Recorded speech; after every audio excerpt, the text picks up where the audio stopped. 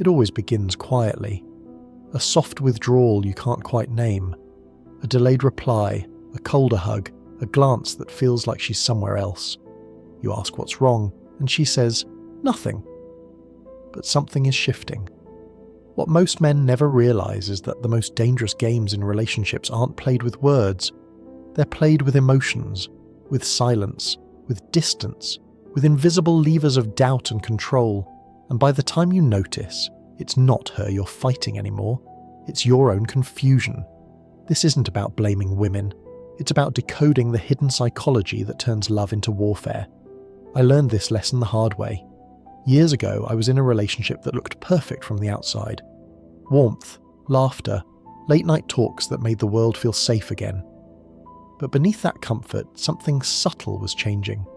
I couldn't explain it then, but there was a quiet shift, an invisible tension between connection and control. It started small. If I didn't say the right thing, she'd grow distant. If I forgot something minor, her tone would cool just enough to make me chase reassurance.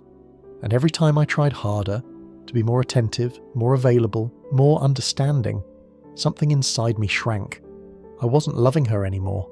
I was performing for approval. At first, I thought I was being the bigger person. Patient, emotionally available, mature. But patience becomes submission when it's rooted in fear. And the truth was, I was terrified of losing her. So I began doing what most men do when love starts slipping through their fingers. I explained. I justified. I tried to fix things she never asked me to fix. But the more I chased her comfort, the more she withdrew. There was one night that changed everything. We were sitting in silence after another argument, not a loud one, just heavy. I remember looking at her, realizing she wasn't listening to my words at all. She was watching my reactions. Would I lose my temper? Would I beg for closeness again? And that's when it hit me. This wasn't a conversation anymore, it was a test. Not a cruel one, a protective one. Somewhere inside her, uncertainty was looking for strength. And every time I over-explained or apologized for things I didn't even do wrong, I was proving I didn't have it. That night I stopped trying to decode her silence and started studying my own. Because beneath every emotional game, there's a fear trying to feel safe. And when someone fears losing love, they'll do almost anything to control it, even if it means sabotaging it.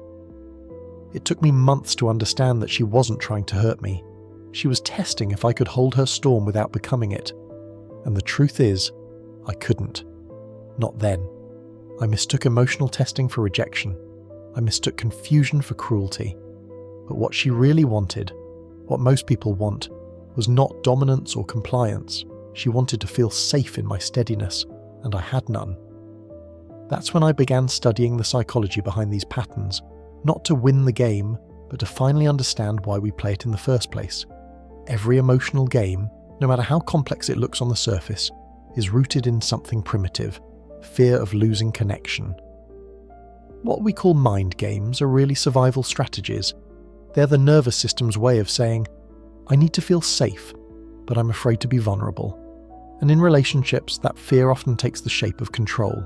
For women, that control is rarely physical or verbal, it's emotional. A subtle withdrawal here, a teasing comparison there, not because she wants to hurt you, but because she's subconsciously scanning for stability. Her mind is asking, can I trust his center? Can I trust his calm? Can I relax in his energy? Or do I have to lead it myself? That's what these so-called tests really are. Not manipulations, but safety checks.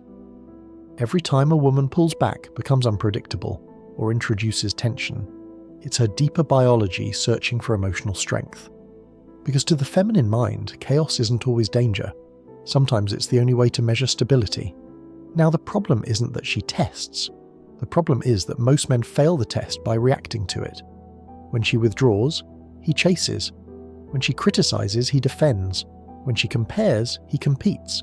And the moment he does that, he shifts the emotional gravity from masculine steadiness to anxious pursuit. The polarity collapses. Men crave logic. Women crave feeling. But when a man uses logic to fight a test born out of emotion, he loses twice. Once in the argument, and again in attraction. To understand this better, imagine the relationship as a game of emotional chess. In chess, the queen moves in every direction. She's dynamic, unpredictable, powerful, a force of chaos that keeps the board alive. The king, however, moves slowly, deliberately. He doesn't need range, he needs presence. And yet the entire game is built around his protection. The same dynamic exists in relationships. When a woman's emotions move wildly, from warmth to distance, affection to frustration, she's not breaking the game, she's testing its structure. The feminine searches for polarity, the masculine must create it. If the king panics every time the queen moves, the game ends. But when he stays composed, not detached, not dismissive, just centered, the emotional storm loses power. Because stability to the feminine heart is the purest form of attraction. This is why emotional unpredictability, the so-called push and pull dynamic, can be so intoxicating. It activates the dopamine-adrenaline loop, the same neurochemical circuit responsible for addiction. Moments of chaos, adrenaline, followed by brief reconciliation, dopamine, create a powerful feedback cycle that feels like passion but is actually stress. Psychologists call this intermittent reinforcement. It's the same mechanism that makes slot machines addictive. Unpredictability intensifies craving. In relationships, it works the same way. A cycle of tension and relief conditions both partners to equate instability with excitement. That's why so many people stay hooked on unhealthy dynamics long after love has faded. They're chemically addicted to uncertainty. But here's the cruel twist. The very behavior that feels like connection is often the opposite. What feels like passion is sometimes just two nervous systems feeding each other's insecurity. She withdraws to feel power. He chases to feel reassurance. Both are reacting to fear of being unseen, unloved, or abandoned. And so, the relationship becomes a dance of control rather than a flow of trust. Now, to understand why this dynamic feels so magnetic, you have to look at the biology behind it. Women are evolutionarily wired to seek emotional security, not just physical protection, but psychological steadiness. Men, on the other hand, are wired to pursue clarity and resolution. So when emotional ambiguity arises, a man's instinct is to fix it. He explains, negotiates, or pleads for logic in a moment that demands energy, not language. But the feminine doesn't need an explanation. She needs presence. She needs to feel that even when she tests, even when she doubts, even when she pulls away, your composure doesn't crack. Because composure signals confidence, and confidence signals safety. That's the paradox. What feels like a game is often a search for trust. What feels like manipulation is often a plea for containment. The danger, of course, comes when either partner stops being conscious of the pattern. When she tests not for safety but for control. When he no longer anchors but submits. That's when the emotional chessboard becomes war. A cycle of pride, silence, and resentment that erodes love from the inside out. The truth is, emotional games only thrive where emotional immaturity exists. The moment you understand what they really are, protective reflexes, not personal attacks, you stop taking them personally. You stop reacting and start observing. Because once you master your response, you become the stillness that ends the storm. And when that happens, something powerful shifts. She no longer needs to test your strength. She feels it. The relationship stops revolving around who has control and begins centering around who has peace. That's the quiet secret of emotional intelligence in love. You can't eliminate the tests. You can only evolve beyond the need to play them. Once you understand the psychology behind these mind games, you start to see them everywhere. Not as manipulations, but as patterns of fear disguised as control. It's easy to call them toxic, but they're more tragic than toxic. They come from a place of insecurity, from the quiet panic of not knowing if love is safe. And that fear doesn't speak directly. It speaks in patterns. 1. The emotional yo-yo. It usually starts with warmth, closeness, affection, reassurance. Then suddenly, distance. Her tone shifts, her eyes lose softness. She's present but not with you. Most men feel this and panic. They start asking questions. Did I do something wrong? Are you upset? What happened? But here's the truth. Nothing happened. This is an emotional stability test. She's subconsciously watching to see whether you stay centered or spiral, because emotional volatility to the feminine isn't about punishment, it's about measurement. She's testing whether your mood depends on hers. If you react with anxiety or chasing, she feels unsafe. Not because you're weak, but because your calm is conditional. If you remain steady, patient, quietly present, her nervous system relaxes. She feels your gravity, and that, more than words, restores connection. 2. The comparison game. It's a subtle one, the way she might mention another man's confidence, ambition, or humour. She'll say, "He's so focused," or "He really takes care of himself." It's not always intentional cruelty, it's a provocation, an emotional mirror. She's asking, "Do you know who you are?" The insecure man gets defensive. "Why are you comparing me to him?" But the grounded man doesn't bite. He smiles, unbothered, because he knows his value isn't being voted on. This test isn't about other men, it's about your internal compass. Can you hold confidence in the face of external comparison? If you can, she feels security. If you can't, she feels burdened, because she now has to carry your reassurance for you. When you stand calmly in yourself without needing to prove or perform, you project something that no test can touch: inner authority. 3. The withdrawal and reward cycle. This is the most addictive pattern.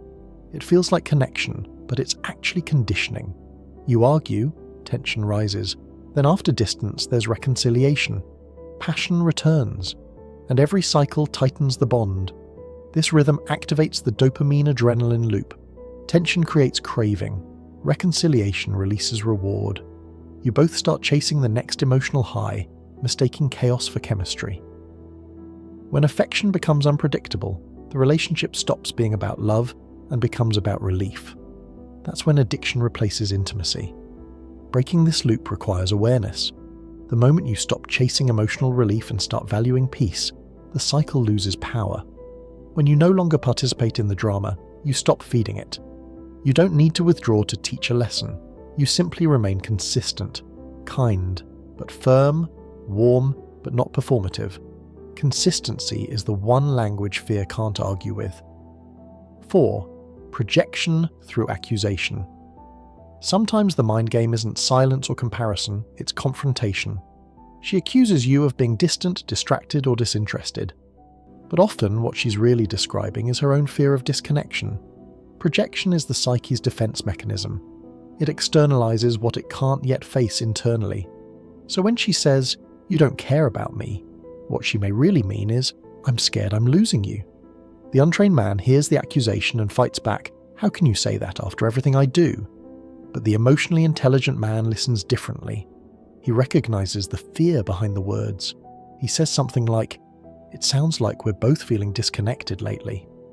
That line changes everything. It replaces defensiveness with empathy, which neutralizes projection. The moment you refuse to mirror her fear, she's forced to confront her own. That's emotional leadership, not control, but composure. 5. The silence test. And then there's the hardest one, silence. The text you send that gets no reply. The emotional wall that suddenly appears out of nowhere. Most men crumble here. They overthink, overtext, overpursue, feeding the very test they're trying to end. But silence isn't always punishment. Sometimes it's observation. She's watching what you do in uncertainty. Do you panic? Do you beg? Or do you hold stillness with quiet self-respect? The truth is, silence reveals what words can hide. Your relationship with yourself. If you can remain calm and grounded when she withdraws, she feels it energetically. Because what women ultimately want isn't reaction. It's reassurance that your strength isn't fragile. That's the paradox of emotional tests. She doesn't want you to chase her. She wants to feel safe enough that you don't need to. When you start to see these patterns not as manipulation, but as expressions of fear, everything changes. You stop reacting, stop personalizing, stop trying to win. You begin to meet fear with understanding, distance with presence, and chaos with stillness. Because every mind game is really the same question in disguise. Can I trust you when I can't trust myself? And if your answer is composure, not confusion, the game ends there. Every man reaches a moment in love when he realizes he's no longer standing in his own life. He's walking on eggshells, filtering his words, studying her moods like a weather forecast, hoping the next day brings warmth instead of cold. He thinks this is love. but it isn't. It's submission dressed as devotion, and the tragedy is, he doesn't even notice the shift while it's happening, because emotional erosion is quiet. It doesn't announce itself. It happens in concessions, small daily sacrifices of self-respect in the name of keeping peace. He tells himself it's not worth the fight. Until one day he realizes he hasn't fought for himself in a very long time. At that point, love stops being partnership and becomes management. He manages her emotions, her comfort, her perception of him. And the cost of that management is freedom. The freedom to be honest, direct, and firm without fear of losing affection. That's the hidden consequence of these games. They don't destroy the man externally, they hollow him internally. He loses not his woman, but his center. And without a center, a man can't lead, can't protect, can't love with clarity. He becomes reactive, apologetic, constantly overcompensating for things that were never his fault. Eventually she feels it too. She starts losing respect, not because he's unkind or inattentive, but because she can sense that he's no longer anchored. His calm is gone, his edge is dulled, his frame is fragile, and once that steadiness disappears, attraction quietly dies. This is the paradox few men understand. When you chase peace at the cost of truth, you lose both. When you suppress your strength to avoid conflict, you breed resentment in both of you. But here's the deeper truth. She was never testing for perfection. She was testing for presence. She wanted to feel that your emotional steadiness could withstand her storms, and when you lost it, she lost faith. That's the moment most men break, but it's also the moment they awaken. Because the collapse is the teacher, it shows you what happens when you hand your emotional power to someone else, and from that silence, from that painful clarity, a new kind of strength begins to grow. The kind that doesn't depend on being loved, but on being centered. That's where the transformation begins. Here's the paradox. The only way to win the game is to stop playing it. But stopping doesn't mean withdrawing or punishing. It means understanding. Because once you truly understand these emotional dynamics, once you see that most mind games are fear dressed as control, your entire approach changes. You stop taking her tests personally. You stop seeing emotional chaos as an attack. And you start responding from strength instead of reacting from fear. When you understand that the feminine tests not to destroy your peace but to feel it, you stop resenting it. You start embodying the one thing she's unconsciously searching for: steadiness. That's the transformation. It's not about dominance, it's about direction. It's not about silence, it's about serenity. It's not about control, it's about containment. The quiet leadership that turns tension into trust. The man who's mastered himself doesn't chase, he doesn't lecture, he doesn't punish with withdrawal, he simply stays present, composed, centered. He understands that real masculine strength isn't in overpowering emotion, it's in not being overpowered by it. You reach this point when you stop looking for validation in her reaction, when you no longer need her calm to feel calm yourself, when you no longer need her approval to feel valuable. Because that's the essence of masculine gravity, peace that doesn't depend on permission. And ironically, the moment you stop seeking control, you regain it. Not control over her, control over yourself. When you stop trying to manage how she feels and start managing how you respond, the entire dynamic changes. You become the anchor, the ground, the calm in the storm. Imagine it. She withdraws, and instead of chasing, you stay still. She provokes, and instead of defending, you breathe. She tests, and instead of collapsing, you simply remain present, calm, clear. That's not detachment, that's mastery. Because the feminine doesn't want a man who's unfeeling, she wants a man who feels deeply but isn't ruled by it. Someone whose love is steady, not situational. That kind of steadiness doesn't silence her chaos, it softens it. Because peace, just like tension, is contagious. And the moment you bring peace into the dynamic, the testing ends on its own.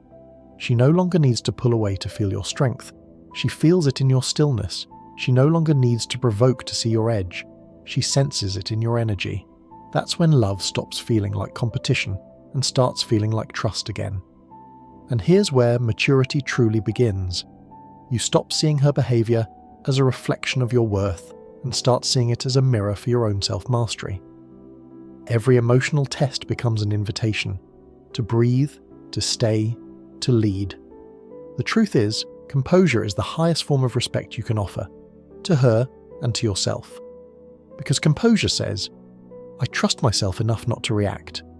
I trust you enough to let your emotions exist without fearing them. I trust love enough not to manipulate it. That's what kills the game. Understanding, presence, boundaries without blame. And when you live from that space, you don't just transform your relationship, you transform yourself. You stop moving through love like a man who's afraid to lose and start moving like a man who has nothing to prove. Because once you master your emotions, no one can use them against you. It always ends the way it began, quietly. The same silence that once felt threatening now feels sacred. The same distance that once triggered anxiety now feels like space to breathe. Because once you understand the game, you no longer need to play it.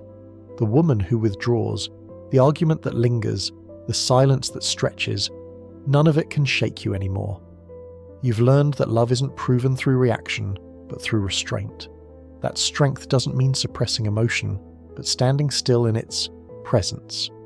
Every test, every tension, every unspoken moment has been trying to teach you the same thing. Composure is connection. Because the truth is, women don't need perfect men. They need present men. Men who can hold stillness when emotions rise, who can listen without defending, who can love without losing themselves. And you, if you've reached this point, have learned the difference between control and mastery. Control is fear in disguise. Mastery is peace that doesn't flinch. So when the next silence comes, don't rush to fill it. When the next test appears, don't try to win it. Just breathe, stay, observe. Because you've outgrown the game, and that's the quiet mark of evolution. Love is no longer about performance or power. It's about presence. And presence doesn't chase, compete, or control. It simply is. So remember this. In love, power isn't in who wins the game. It's in who no longer needs to play.